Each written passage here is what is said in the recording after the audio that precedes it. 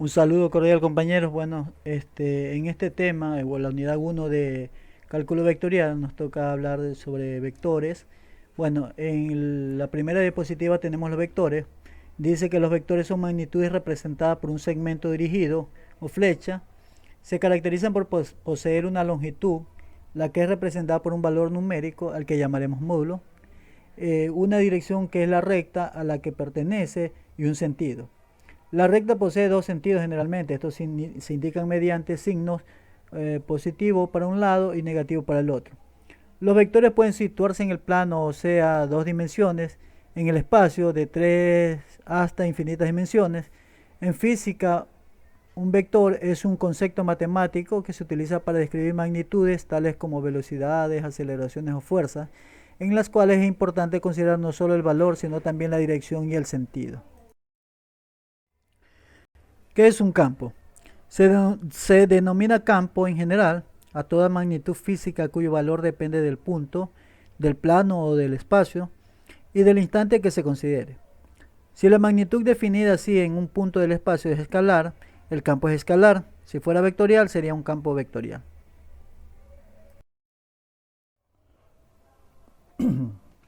Campos escalares. Un ejemplo de campo escalar muy sencillo es el de las alturas en un plano topográfico, como el de la figura. Cuando observamos esos planos apreciamos las curvas de nivel o lugares geométricos en los que la altura es la misma. En el plano XY de la isla misteriosa, a cada punto del plano le corresponde una determinada altura, dado que es una magnitud escalar. El dibujo realizado corresponde al campo escalar de la función altura. Las curvas de nivel o lugares geométricos en los que la magnitud representada es la misma se denominan con carácter general líneas isotímicas. En los campos llamados conservativos se denominarían líneas de potencial. También un campo escalar, podríamos hablar de la temperatura de un cuarto en el que tiene un aire acondicionado y necesitamos medir la temperatura alrededor del cuarto. Si nos acercamos al aire acondicionado observaremos que la temperatura que mide es más baja, y si nos alejamos hacia las esquinas observaremos que tenemos otras medidas de temperatura. Asimismo, cerca de las ventanas, cerca de las paredes, cerca de la puerta tendremos diferentes temperaturas. Ahora, cada uno de esos puntos serían puntos escalares en un plano, en un campo escalar. Campo vectorial. Es una asignación de un vector a cada punto en un subconjunto del espacio euclidiano. Un campo de vectores en el plano, por ejemplo, se puede visualizar como una flecha con una magnitud dada y la dirección que se adjunta a cada punto del plano.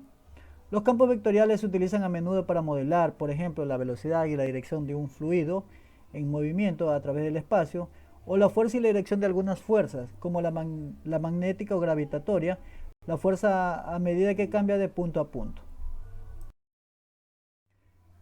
La geometría de las operaciones vectoriales. Las operaciones que se pueden hacer con los vectores son suma, resta, multiplicación y división escalar, y el producto escalar y vectorial. La suma y la resta son operaciones que toman vectores y dan como resultado otro vector. La multiplicación y división con escalares toman un escalar y un vector y dan como resultado un vector. El producto escalar toma dos vectores y da un escalar. El producto vectorial toma dos vectores y da otro vector. La geometría de las operaciones vectoriales. Suma y resta. Para hacer una suma o resta existen dos métodos, el del paralelogramo y el del triángulo. Método del paralelogramo. El método del paralelogramo se juntan las dos colas de los vectores que tenemos en la gráfica A y B. Bueno, pueden ser cualquiera, pero los que tenemos en esta gráfica solo tenemos el A de color rojo y el B de color azul. Dice, y se completa el paralelogramo proyectando los vectores originales paralelos a ellos mismos. En este caso el vector A de color negro de líneas punteadas y el vector B de líneas punteadas de color negro.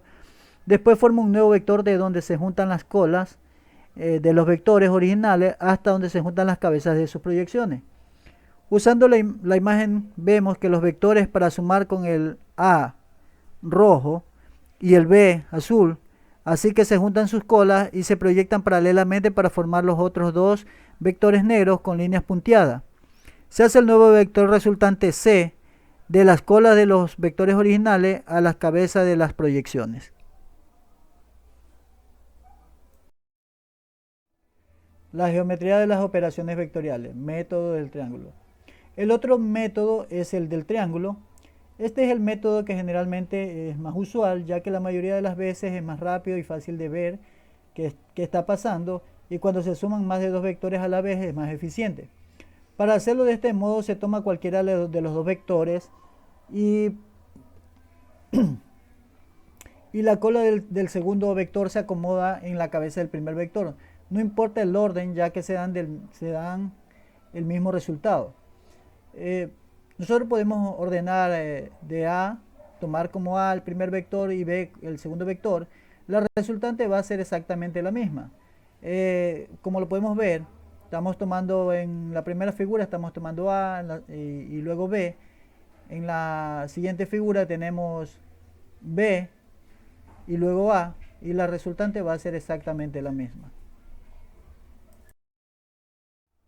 Resta de vectores. Como hemos venido trabajando con los vectores A y B, el A de color rojo y el B de color azul, podemos ver que en la resta de vectores tenemos una resta de vectores de A menos B.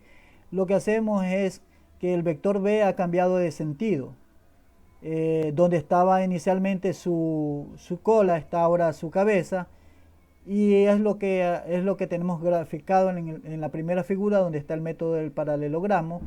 Como vemos, tenemos el vector A y luego le restamos el vector B, cerramos con las líneas punteadas de vector A de color negro y las líneas punteadas B o sus proyecciones, y la resultante va a ir de las colas de entre A y B a la cabeza de las líneas punteadas o proyecciones de A y B.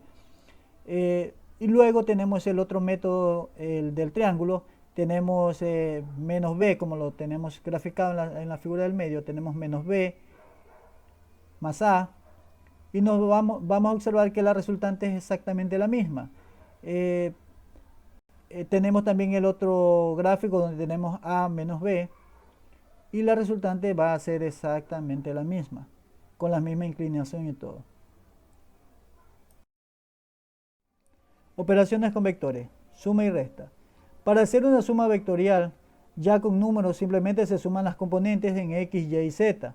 Tenemos el vector A más el vector B, que es igual, entre paréntesis, a A multiplicado por X más B multiplicado por X, coma, A multiplicado por Y más B multiplicado por Y, coma, A multiplicado por Z y más B multiplicado por Z, cerrando paréntesis.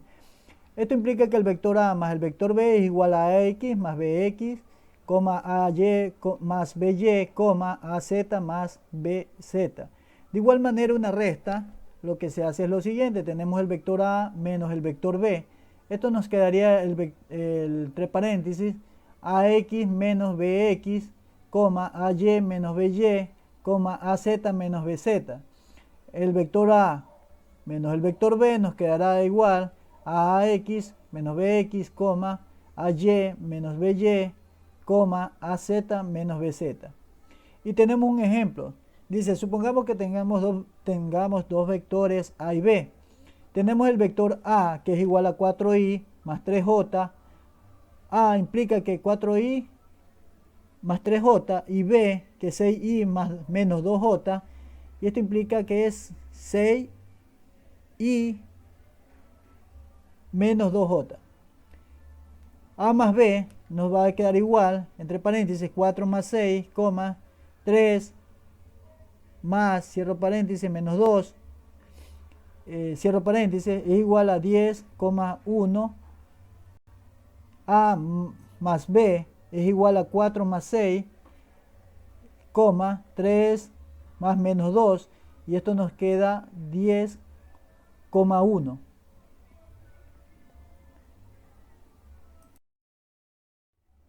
Producto escalar de dos vectores. El producto escalar de dos vectores simplemente se genera a partir de la multiplicación de dos vectores, el cual, al someterlo a la operación conocida como producto punto, arroja como resultado un número real. K, que es el número real, es igual a U vector producto punto por B vector. Observemos que el producto escalar se suele denotar por medio de un punto, como lo vemos, U punto B. Otra notación que se suele utilizar es corchete u de vector u, vector b, cierro corchete. Sin embargo, denotaremos el producto escalar utilizando un punto. Además, el producto escalar no debe confundirse con la multiplicación de un vector por un escalar. Maneras de calcular el producto escalar. Existen dos maneras equivalentes de obtener el producto escalar de dos vectores, u vector y b vector. Estas se describen a continuación.